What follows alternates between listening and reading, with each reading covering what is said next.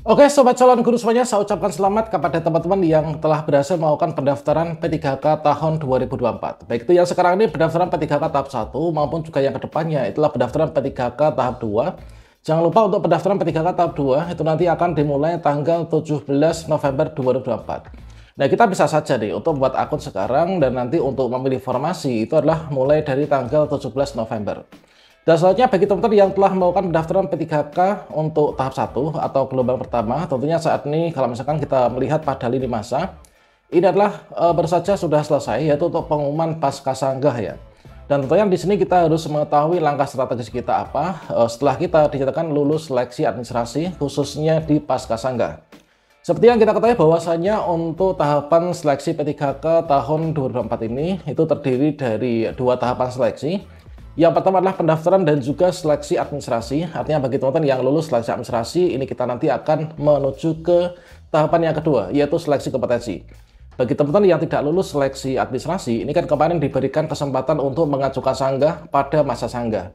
Nah, tentunya pada jawab sanggah itu ada dua kemungkinan. Yang pertama, sanggahnya diterima, alias nanti kita bisa ikut seleksi kompetensi. Dan kalau misalkan sanggahnya ditolak, ya nanti kita menunggu momentum pendaftaran P3K di periode berikutnya ya. Dan pada video ini kita akan melakukan pembahasan yaitu terkait tentang pertanyaan teman-teman di kolom komentar nih, yang tentunya sangat banyak banget ya, yaitu kira-kira apa langkah selanjutnya setelah kita dinyatakan lulus seleksi administrasi pasca sanggah, dan juga seperti apa sih untuk tahapan yang harus kita ikuti, yang harus kita lalui supaya nanti kita itu bisa ikut, yaitu pengangkatan P3K di tahun 2024 ini. Nah, selanjutnya teman-teman di sini perlu kita perhatikan bahwasanya di sini saya rangkumkan itu terdapat 7 langkah strategis ya untuk teman-teman honorer nanti bisa diangkat P3K di tahun 2024. Nah, meskipun kita itu masuk dalam kategori pelamar prioritas atau mungkin juga formasi kita itu mungkin lebih banyak daripada jumlah pelamarnya, maka tidak menutup kemungkinan kita itu nanti akan mendapatkan beberapa sandungan. Tentunya kalau misalkan kita bisa antisipasi sejak sekarang, hal tersebut itu nanti akan bisa sangat diminimalisir ya. Jadi sobat-sobatnya, kalau misalkan kita mengecek ya itu pada lini masa jadwal terdekat yang saat ini bagi teman-teman yang tahap 1, misalkan kita ambilkan tahap 1 itu kan nanti setelah kita pengumuman pasca sanggah. Nah, maka berikutnya ini nanti dari seluruh peserta yang dinyatakan lulus seleksi administrasi, baik itu lulus seleksi administrasi prasanggah maupun juga di pasca sanggah yang dinyatakan MS atau memenuhi syarat, maka di sini nanti akan dilakukan yaitu penarikan data final ya, yang nanti dicatatkan tanggal 12 sampai dengan 14 November. Nah, selanjutnya, setelah itu nanti setelah dilakukan penarikan data final, itu akan dilakukan penjadwalan seleksi kompetensi. Jadi nanti akan ditentukan kita itu jadwal seleksi kompetensinya itu kapan, kemudian untuk lokasi seleksi kompetensinya itu di mana. Nah, selanjutnya nanti barulah pada saat di tanggal 26 November sampai dengan 1 Desember, maka teman-teman nanti yaitu akan kita masuki yaitu masa-masa pengumuman daftar peserta, kemudian waktu dan juga tempat seleksi kompetensi. Nah, untuk mengecek kita itu nanti lokasi ujiannya di mana, kemudian kita hari apa, kemudian jam berapa sampai dengan jam berapa, sesi berapa dan ruang berapa, maka nanti pada saat pengumuman daftar peserta dan waktu tempat seleksi kompetensi itulah nanti kita akan mendapatkan ya. Nah, kita bisa mengunduh yaitu kartu peserta ujian yang ada di akun SCS, nanti sudah akan lengkap ya isinya, memuat terkait tentang detail informasi lain terkait tentang keikutsertaan kita pada seleksi CAT BKN untuk seleksi kompetensi P3K 2024. Selain itu juga kita bisa melihat yaitu di pengumuman portal resmi instansi masing-masing di BKPSDM masing-masing atau mungkin juga di kementerian lembaga masing-masing yang dilamar ya. Jadi nanti by name, nama siapa, kemudian nanti kita ikut ujiannya kapan, kemudian tanggal berapa, sesi berapa sampai dengan sesi berapa. Nah, tentunya setelah itu nanti kita ikut seleksi kompetensi. Dan berikut adalah untuk langkah selanjutnya setelah lulus seleksi administrasi pasca sanggah supaya nanti kita bisa berpeluang besar untuk diangkat menjadi P3K 2024. Nah, untuk yang pertama teman-teman, tentunya di sini nanti tahapan yang terdekat dengan kita untuk nanti menuju ke seleksi kompetensi berikutnya, itu adalah teman-teman nanti yang pertama yaitu mencetak kartu peserta ujian. Nah, silakan dipantau yaitu jadwal masing-masing untuk nanti mencetak kartu peserta ujian. Manakala sudah muncul, yaitu kartu ujiannya bisa diunduh dulu. Terkadang kalau misalkan nanti munculnya di awal-awal itu, untuk detail informasi lain itu belum lengkap ya. Jadi untuk yang finalnya itu adalah sehari atau 2 hari menjelang pelaksanaan seleksi kompetensi, maka teman-teman silahkan diunduh untuk kartu peserta ujiannya. Nah, diunduh nanti informasikan sudah sangat lengkap gitu ya. Itu ya. Jadi yang pertama adalah mencetak kartu peserta ujian, dan kartu peserta ujian itu nanti yang akan kita bawa ke tempat uji kompetensi di cat BKN masing-masing. Kemudian untuk yang kedua, tentunya teman-teman nanti setelah kita lulus seleksi administrasi, tahapan wajib yang harus kita ikuti itu kan kita itu harus ikut seleksi kompetensi. Dan untuk seleksi kompetensi itu terdapat ada 4 kompetensi yang akan diuji, yaitu kompetensi teknis sesuai dengan bidang masing-masing. Yang kedua adalah kompetensi manajerial, kemudian kompetensi sosiokultural, dan juga wawancara. Nanti menggunakan cat BKN ya. Dan untuk seleksi kompetensi P3K di sini tidak ada passing grade ya, alias tidak ada nilai ambang batas teman-teman. Jadi nanti penentu kelulusannya itu hanya berdasarkan dari peringkat terbaik saja ya, berdasarkan dari ketersediaan formasi yang ada. Oke, terkait bahasan masalah penentuan kelulusan dan juga simulasinya seperti apa, ini sudah sering nih kita bahas pada video sebelumnya. Nanti kita akan sematkan pada kartu video ini. Nah, jadi baik itu untuk seluruh peserta yang formasinya lebih banyak daripada pendaftarnya maupun juga formasinya lebih sedikit, yang namanya untuk seleksi kompetensi ini nanti harus wajib diikuti teman-teman. Jadi jangan sampai teman-teman nanti tidak ikut seleksi kompetensi ya, jangan sampai telat. Nah ini. Nah, tentunya di sini kalau misalkan terkait tentang seleksi kompetensi, di sini ada 2 kriteria yang mungkin nanti akan bisa menjadi pertimbangan kalian, yaitu untuk yang pertama, bagi teman-teman baik itu P3K guru teknis maupun juga P3K tenaga kesehatan, kalau misalkan formasinya itu lebih banyak daripada jumlah pelamar, tentunya di sini nanti dapat dikatakan sangat aman ya. Misalkan gini, misalkan jumlah formasi ada 30, kemudian peserta yang lulus seleksi administrasi tahap 1 misalkan itu adalah ada 15.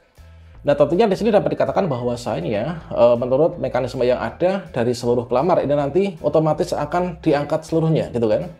Nah, itu karena apa? Karena seluruhnya kita tuh bisa mengisi formasi. Nah, kalau misalkan kondisi kalian seperti itu, formasi lebih banyak daripada jumlah pelamarnya, itu saya rasa sangat aman sekali. Namun jangan lupa juga teman-teman harus belajar dan juga ikut seleksi kompetensi ya, jangan sampai telat. Itu yang pertama. Kemudian untuk yang kedua, nah bagaimana kalau misalkan formasinya itu lebih sedikit daripada jumlah pelamarnya? Nah ini, kalau misalkan formasi lebih sedikit daripada jumlah pelamar, misalkan formasinya itu hanya ada 5, kemudian pelamar seleksi tahap 1 itu ada 30.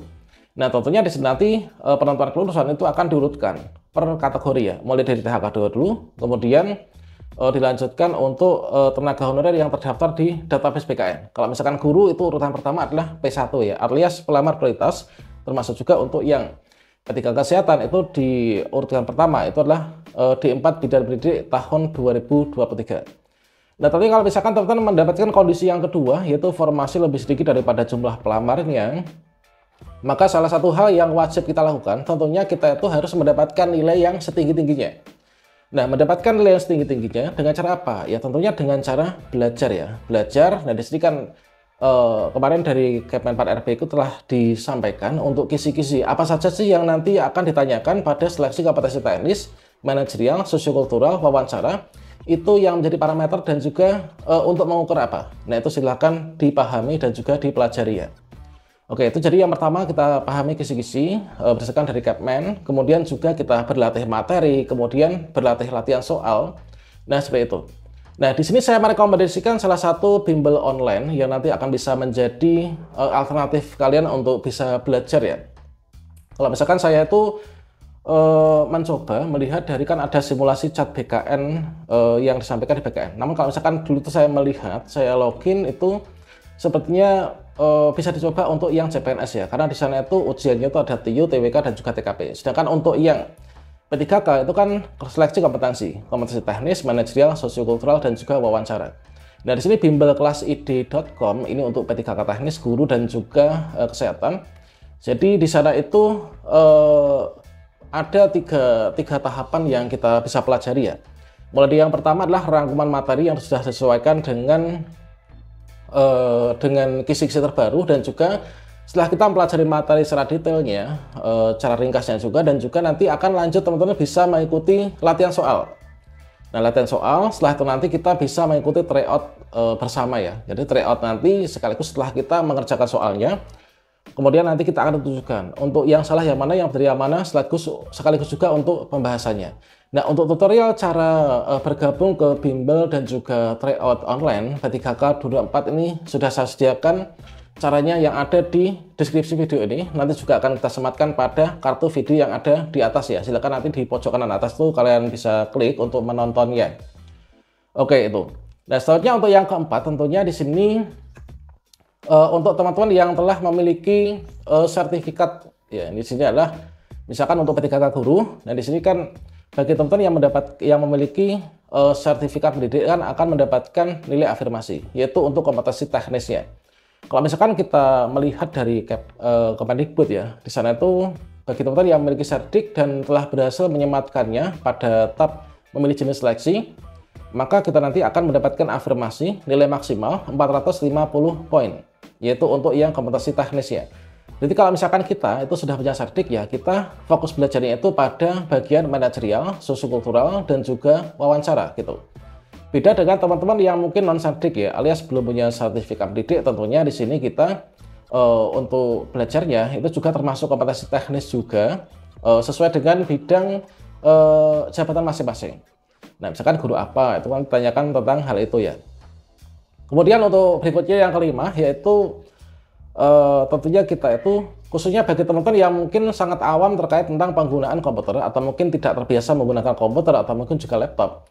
Kan untuk seleksi P3K di tahun ini kan banyak juga ya yang dapat dikatakan ya, kalau saya itu menyebut saya itu gaptek gitu ya, jarang menggunakan komputer, jarang menggunakan laptop, bahkan memegang mouse saja itu kesulitan. Kemudian juga memasukkan pin login, user login juga nggak bisa. Nah, tentunya di sini teman-teman saatnya untuk berlatih ya. Nah, jadi seperti itu. Nah, banyak juga teman-teman yang mungkin pelamar P3K teknis ya. Di sini kalau misalkan saya temui di beberapa teman di daerah saya sendiri juga demikian. Yaitu mungkin yang berjasa SD, SMP, SMA, SMK, mungkin yang lulusan lama itu kan mungkin tidak terbiasa menggunakan komputer. Nah, terkadang menggunakan komputer itu sulit. Nah, jadi sekarang saatnya untuk teman mungkin bisa ikut les privat penggunaan komputer, atau mungkin juga minta dibantu temannya, teman satu lokasi kerja, atau mungkin anak atau mungkin juga ponakannya untuk berlatih menggunakan komputer ini. Itu hal yang sangat fundamental sekali ya. Jadi kita bisa belajar login, kemudian mengerjakan soal-soal dengan cat BKN, kemudian juga bagaimana cara menggerakkan mouse dan seterusnya. Dan di sini salah satu solusinya kalian bisa mencoba untuk bergabung ke kelasid.com. Silahkan kalian cek di deskripsi ya. Berikutnya untuk yang keenam, tentunya di sini meskipun kita lulus seleksi administrasi di Paskasangga, tentunya tidak menutup kemungkinan juga kita nanti akan bisa gagal ya untuk ikut seleksi kompetensi. Nah, biasanya apa yang buat gagal? Ini tentunya akan bisa menjadi antisipasi ya bagi kita semuanya, sehingga nanti tidak akan terjadi untuk tahun ini. Misalkan gini, di cat BKN itu kan nanti kita sudah ditentukan ya untuk mencetak kartu ujian, kemudian nanti di sana itu ada detail waktu prosesinya, termasuk juga di instansi akan memberikan pengumuman tentang tata tertibnya, pakaiannya apa, datanya jam berapa, gitu kan. Yang biasanya itu membuat teman-teman gagal itu adalah yang pertama, itu adalah datangnya tidak tepat waktu. Nah, upayakan teman-teman ketika sudah mendapatkan jadwal nantinya, itu kita survei ya. Kalau misalkan kita itu mungkin tidak familiar datang ke lokasi itu, misalkan saya itu delalah untuk cat BKN-nya itu di Wisma Haji Madiun misalkan. Kalau misalkan saya nggak pernah ke sana, belum pernah lihat tempatnya, maka saya upayakan sehari atau 2 hari sebelumnya itu saya ke sana untuk survei tempat dulu ya. Nah, sehingga nanti ketika kita datang, itu kita nggak kedandapan ya. Dan juga kalau misalkan rumah kita jauh, kita bisa datang lebih awal, kita bisa menginap itu kan. Itu jadi kita jangan sampai datang telat ya, kita harus datang tepat waktu. Kemudian juga teman-teman jangan lupa untuk yang dibawa ya, ketika ujian itu kan biasanya yang dibawa itu adalah pakaian dress code-nya apa. Misalkan ditentukan instansi masing-masing ya. Biasanya itu pakaian atasan itu adalah putih, kemudian bawahan hitam. Kemudian bagi yang punya pakai jilbab itu nanti pakai jilbabnya itu warna hitam ya, atau gelap itu ya. Dan untuk yang kemarin itu ada pita hijaunya ya di lengan gitu teman-teman. Jadi ini silakan dipantau, jangan sampai teman-teman melakukan pelanggaran ya. Kita ketika masuk ke ruang ujian itu kan nggak boleh memakai segala sesuatu yang dilarang ya, jadi itu. Kemudian yang terakhir tentunya, ini adalah setelah segala upaya kita lakukan, kita upayakan, maka langkah terakhir ini adalah kita itu berdoa. Nah itu. Jadi kita berdoa sesuai dengan agama dan kepercayaan masing-masing, sehingga pada tahun ini kita bisa fokus ya untuk mengerjakan soal ujian dan juga insya Allah nanti akan mendapatkan hasil yang terbaik teman-teman. Dan tentunya jangan lupa juga ketika mau berangkat ujian itu datang ke orang tua mungkin atau sanak family suami istrinya untuk minta doa restu ya, sehingga nanti perjalanan kita akan bisa mantap ya untuk bisa lulus seleksi di tahun ini.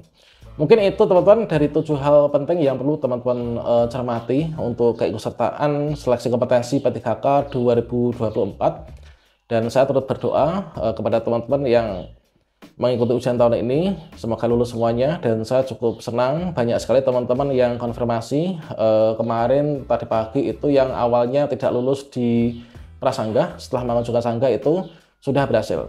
Dan tentunya teman-teman tidak perlu mengucapkan terima kasih kepada saya.